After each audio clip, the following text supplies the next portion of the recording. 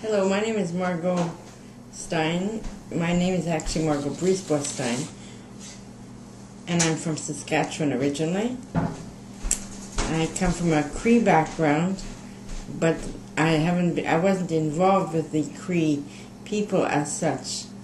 I also have a native name, and it's Yekedi, and it's in the Tlingit language. And so I was adopted into the Tlingit family in the Yukon. I was adopted back in, I've forgotten the year. That's terrible. Quite a while ago, 25 years ago, I'd say. So I was adopted due to a love relationship that I had with these people. Very proud of it. I am very, very thankful that I'm part of the First Nations life. I always feel like it's like coming home. I feel we have so much to learn from the First Nations people. And I think that when we realize that, when we recognize that, then the world will really be a different place. Recently, I was at a graduation for two Native women. One, it was for her graduation, grade 12. The other was for getting her master's in education. And it was phenomenal. The party was incredible. There were well over 200 people at the gathering, and it was so filled with love and so filled with, there wasn't a lot of children there, a lot of children. And I never heard anyone cry the whole time. There was no fighting, there was no arguing, and there still are challenges for sure in that particular Native community, but by golly, they really, really know what community is. And they can teach the rest of the world about building community. Well, I'm extremely hopeful because I feel that they are becoming so enlightened that they will definitely illumine the rest of the world. The fact that more and more Native people seem to be becoming Baha'i is having an amazing impact, because it's like, even if a person is not a Baha'i but they're First Nations people, they are affected by our ancestors in the next world, I believe. And so therefore, the way that they conduct their lives is just phenomenal. I learned about the Baha'i faith through travel. I was traveling all over Canada, trying to get to know my own country. And so while traveling, I would run into Baha'is here and there. And I never paid much attention to them for many years. And then finally, when I was in the Yukon, my heart just said, there must be something to this Baha'i faith, because everybody is so nice. And so I really should look into it, because I was starting to really stray from what I believed in my heart to be the right way. So I was raised a very strong Catholic, but I had left the Catholic Church due to various reasons. And then when I started really looking into the Baha'i faith, I met almost immediately this Tlingit man in Whitehorse in the Yukon, and he happened to be a Baha'i. And I met his family, and I had become a Baha'i by the time I met his family, but I tell you, his family really taught me what unity was, what love was. They had such an amazing love. There were over 100 members of their family are Baha'is, and it's really strengthened my belief in Baha'u'llah. Well, my Catholic family were quite disappointed. I think that they were, as a matter of fact, becoming a Baha'i for me was a really big deal, because I knew that my family would not be very receptive to that. Mm-hmm. And some of my friends as well rejected me, so I had a hard time. I had a hard time because of alcohol as well, because for a lot of my friends, alcohol was the most social thing to do. When I quit drinking, it was like, what, you're not going to party with us anymore? I said, I can party with you guys all I want, but no alcohol. And they said, well, you'll be no fun. I said, just wait, you'll see I'll be fun.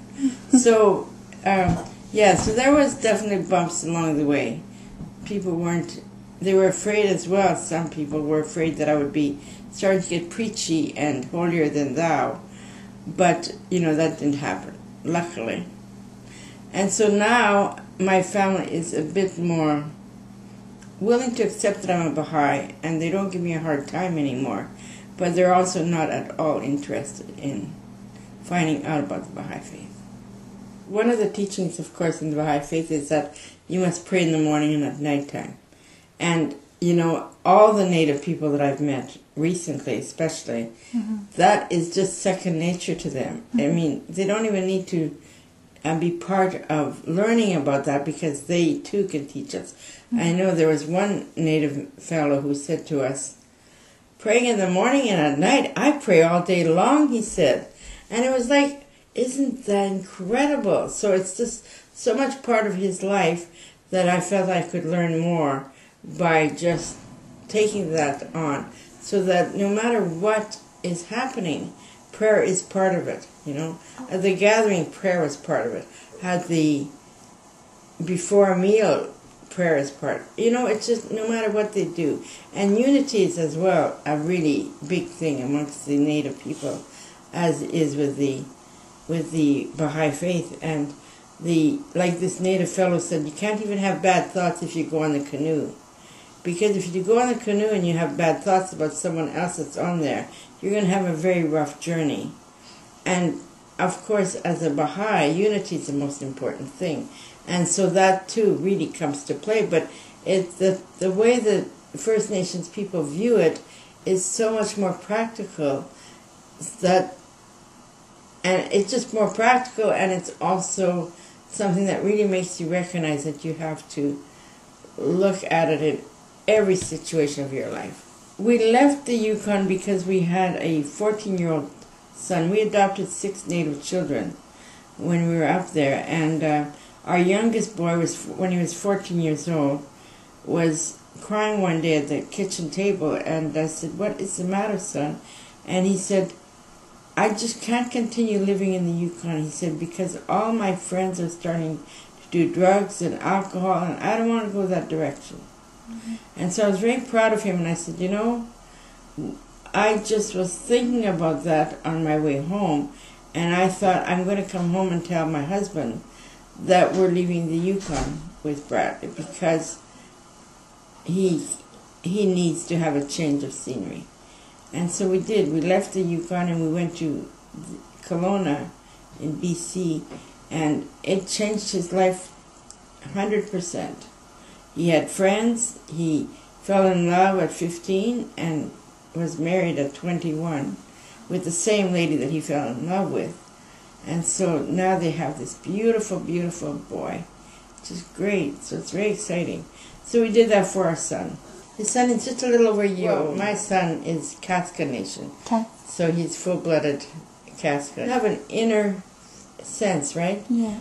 My journey took me a long ways, I think, because of my inner knowing. And so if you follow your inner knowing and our children's inner knowing, I think that can be a very good thing. My artwork is representative of the Yukon, and part of that is because I lived in the Yukon for 24 years, and as I say, I was adopted to the Tlingit Nation in the Yukon, and my heart just broke when I had to leave, and so I thought, instead of being so sad all the time, I'm going to start creating artwork that reminds me of the Yukon. So that was my process to help me through that. So he's the one that dyes the fabric. So in a sense, it's a family venture. My husband also is the one that sets up my website and does that. And what is your website? What is my website? That's a good question. But if you go on if you Google fabric art, you'll find my name, and it's Margo Styan. So that particular one that's behind me probably took about 4 months. It's children primarily, how to do fabric art. My daughter, who is an artist, she's the one that kind of tells me, "Mom, this is not quite right. This is," she's my critic, my art critic. And so then I usually listen to that as well, and I work with her. Now my husband dyes fabric for me, so that's why a lot of my fabric is very unique.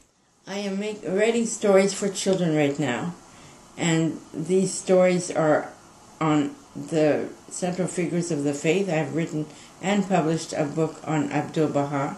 Every book has 19 stories, And each story has a prayer and a writing that goes with the theme of the story. So, and it has illustrations. So right now I'm illustrating our third book, which is on Baha'u'llah. So there will be 19 stories and the prayers and the writings, of course, and the 19 illustrations. So that's what I'm working on right now. The first book is available through Baha'i Arts. It's now on its third printing, so it's very, very popular. It's really getting used a lot through the world. So it's very exciting. So yeah, that's where we can get them. And the second book should be published probably in the next year. Well, I think that one of the involvements that we can do is we can look at service-oriented things. For example, some of our elders, they have a very difficult time to put in gardens, but maybe they would really like to have some gardening. And so to be able to go to them and offer plants or planting their place up, or even going to the hospital, visiting people who maybe aren't feeling very well and bringing a prayer to share with them. And that would be a really good thing to do. And someone who's lost a partner, maybe to go to their home and have tea with them and just have a visit with them.